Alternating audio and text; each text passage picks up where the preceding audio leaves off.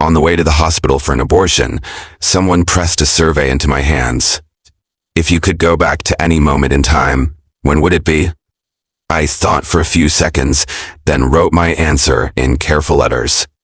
I wish I could go back to the day of the massive capital city chain car accident and stop the doctors from saving me. The girl beside me read what I'd written and blurted out in shock. I heard only 9 people survived that accident. Why would you want to stop the doctors from saving you? I pressed my hand to my chest, over the transplanted heart beating beneath my ribs, and looked up at the mall's largest screen. It was playing footage of Gabrielle Henson dropping millions on a sapphire ring for a Westgate Film Academy student. Everyone envied her, the girl who'd brought capital city's most powerful man to his knees. But no one knew the child I was about to terminate was his. I handed the survey back to the girl and forced a smile. I was supposed to die that day. Back then, the doctor had mistaken me for Gabrielle Henson's sister and cut her heart out of her chest to give it to me. I'd lived with that heart for 3 years. Gabrielle had hated me for every one of them. It was time to give it back. The girl stared at me, stunned into silence. Her lips parted several times before she finally managed to speak. It wasn't your fault, though. Don't blame yourself so much. What's done is done. You have to look forward. After those few words of comfort, she couldn't help asking one more thing. Did the girl's brother ever come after you? I shook my head, a bitter smile ghosting across my lips. Gabriel hadn't come after me. Not at first.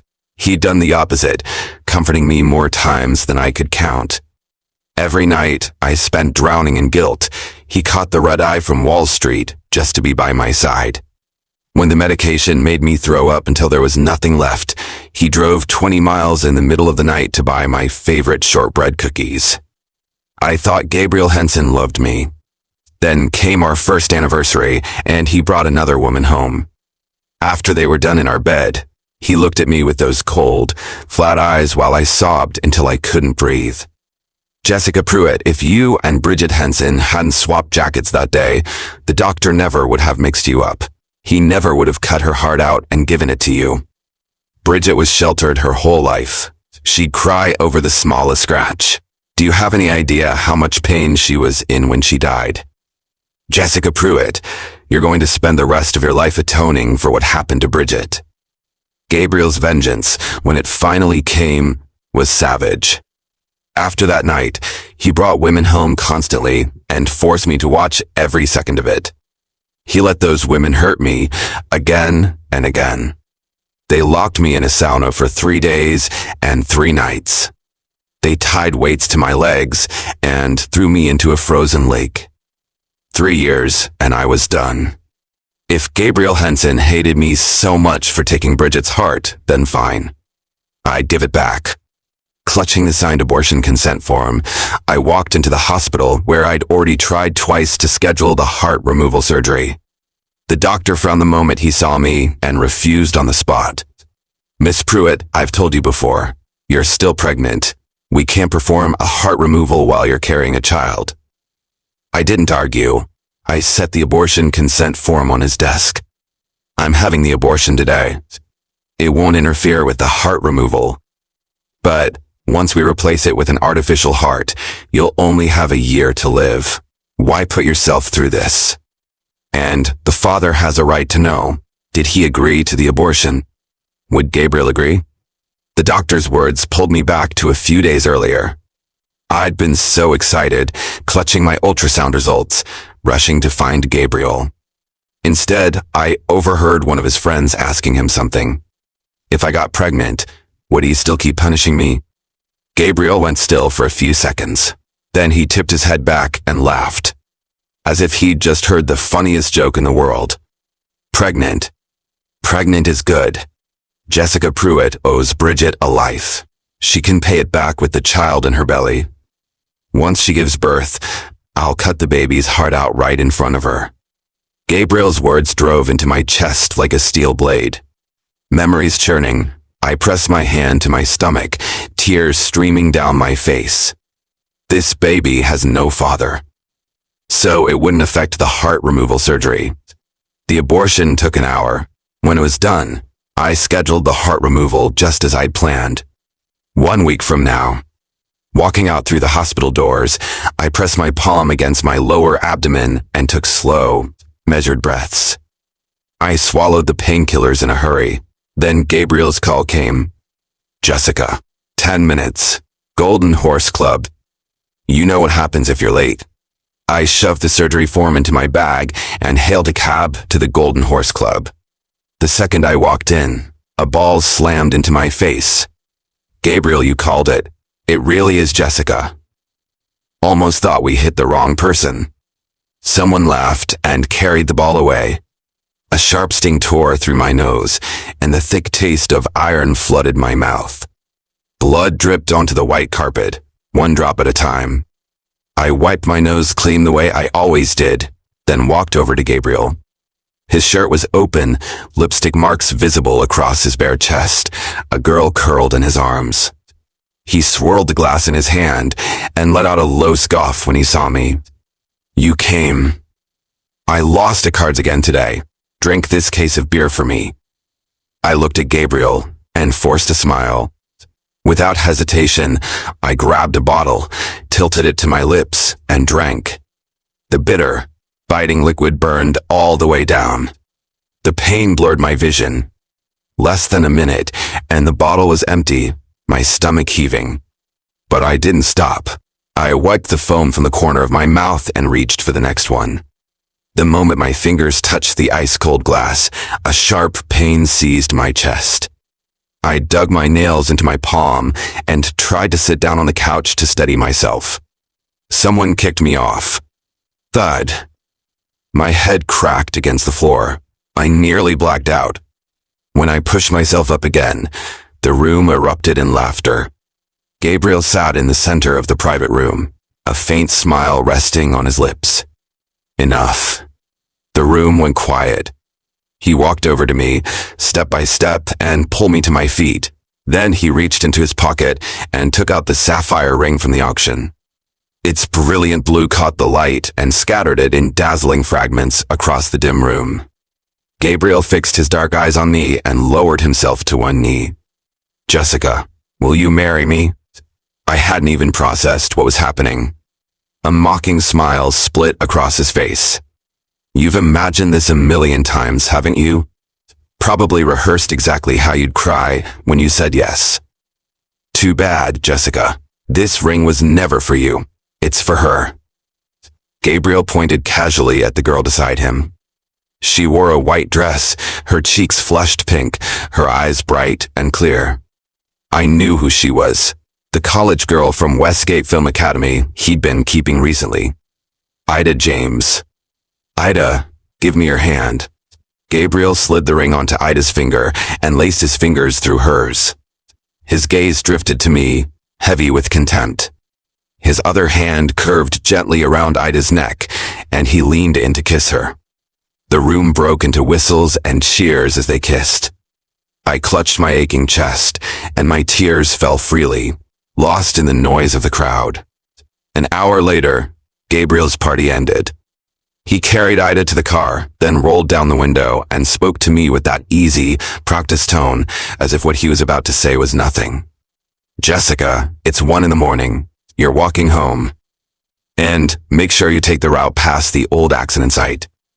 I don't want to see you living too comfortably. The car pulled away, slow and unhurried. I stood where I was. A gust of cold wind cut through me. Forcing myself through the pain between my legs, I started walking toward the villa, 1 step at a time. 1 a.m. was the exact hour the massive chain collision had happened in Capital City. The exact hour Bridget's heart had been cut from her chest and placed inside mine. Gabriel never let me forget it. He made sure it was carved into my bones. 8 miles. It took me 4 hours. By the time I reached the villa halfway up the hill, my legs nearly gave out beneath me. I lifted a hand, barely able to press the doorbell. My vision went black, and I was a breath away from collapsing when the door swung open. Jessica, go clean Ida up. She's exhausted. Gabriel's upper body was bare, covered in lipstick marks and scratches left by a woman's nails. My heart seized so sharply I couldn't breathe. I clenched my jaw. I raised my eyes to meet his. The only thought in my mind. Gabriel Henson, 1 more week, and I won't owe you a thing. I looked away. Head down, I walked slowly to the master bedroom. The wide black bed reeked of what had happened there. Their scent clung to everything. I walked in, numb, and gently shook Ida awake. She opened her eyes, glancing at me with a shy little look. Sorry to trouble you, Jessica. Mr. Henson, She didn't finish. I cut her off, took her arm, and walked her into the bathroom. The tub was already full of warm water. I picked up a towel and wiped the marks from her skin, inch by inch. Half an hour later, I helped her back to the bed. Through all of it, Gabriel watched with amusement in his eyes. I finished. I turned to leave the room. That was when Gabriel spoke. Jessica, is there something you forgot to tell me today? His gaze drifted, barely perceptibly, toward my stomach. A bitter smile twisted my lips. I shook my head, went downstairs, and shut myself inside the maid's room. The moment the door closed behind me, my whole body began to shake. I slid down against it until I hit the floor. I pulled the pills from my bag and swallowed them all at once. The medication dragged me under, and I drifted into a thin, restless sleep. I hadn't been out long before the door was kicked open. Gabriel stood over me, face white with fury. What did you do to Ida while you were bathing her? Why is she bleeding? I braced my hands against the wall and pulled myself upright. Gabriel's hands were covered in blood. I opened my mouth to speak. He grabbed my arm and dragged me to the car. You're coming to the hospital with us. If anything happens to Ida, I will make you pay. He threw me into the back seat. I pressed both hands over my chest, my heart slamming so violently I couldn't draw a full breath. In the hospital lobby, I watched Gabriel carry Ida inside, his face tight with panic, cradling her like she was made of glass. I sat alone on the cold plastic chair, jaw clenched against the pain, holding on. A few minutes later, Gabriel walked out. Come with me. Ida has an ectopic pregnancy. Massive hemorrhaging. You're Rh negative. They need your blood now. He said it like it was nothing, then turned and walked away, fully expecting me to follow, the way he always did. For 3 years, I had said yes to every demand he ever made. But this time, I thought about the surgery scheduled 1 week from now. The surgery to remove my heart. For the first time, I refused. Gabriel, I won't do it. What did you just say? He turned around, disbelief written across his face.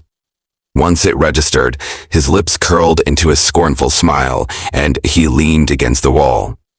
Jessica, do you still not understand your situation? With me, you will never have the right to say no. The words fell like ice. Gabriel reached into his bag and pulled out a folding knife. I'll give you 2 choices. Come with me and give blood, or I use this knife right now to cut out the heart that doesn't belong to you. 3 years, countless nights of agony. Every single one, I'd thought about cutting the heart out myself and handing it back to Gabriel Henson. But every time I picked up a knife, I thought of my mother, dying of cancer. Every time I told myself, just hold on a few more days. For Mom. A few more days, then a few more. 3 years slipped by like that. This time, I swallowed the thought that had screamed inside me a million times and gave in. Gabriel, I'll give Ida the blood.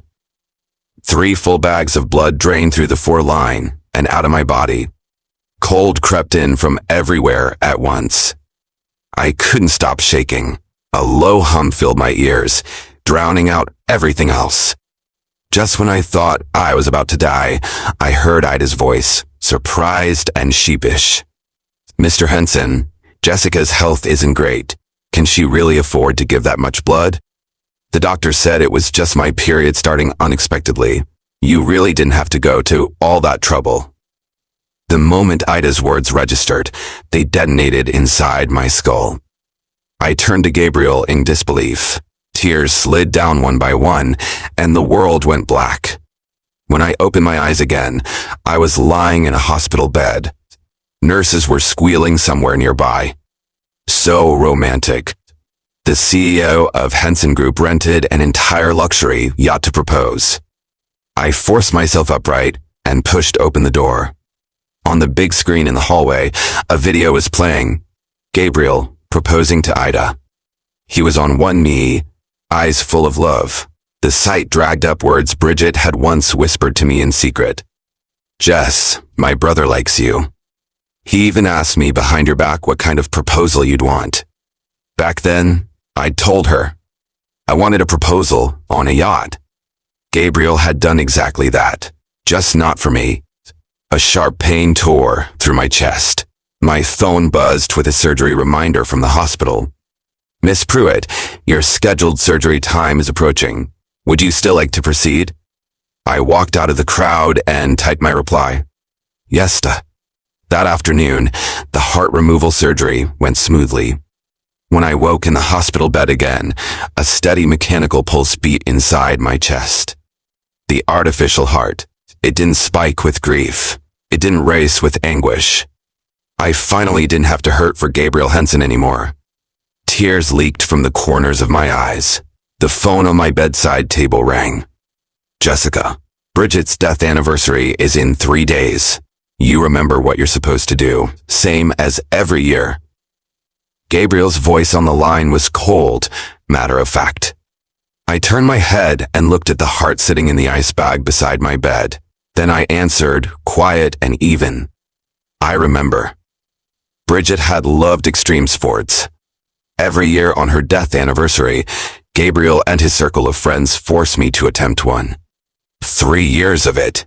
I was terrified of every single one, but I clenched my teeth and did them anyway. This year, I didn't have to force myself anymore, because I was about to give the heart back to him. I hung up and stayed in the hospital until the day of Bridget's anniversary. After checking out temporarily, I made my way to the most exclusive private cemetery in Capital City. I'd barely reached Bridget's grave when I heard Gabriel's friends laughing among themselves.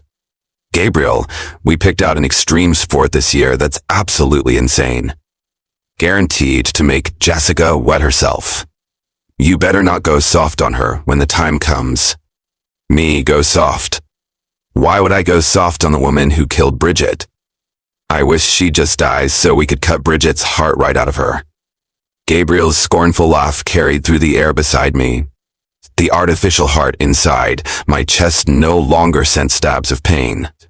I carried the ice bag with the heart in it and walked forward, one step at a time, until Gabriel saw me. His lips parted, cold and indifferent. "Jessica, this year they picked a real thrill ride for your extreme sport." I held out the ice bag in my hand, cutting him off. "Gabriel, I won't be doing any extreme sport this year, because I already had Bridget's heart cut out. I'm giving it back to you."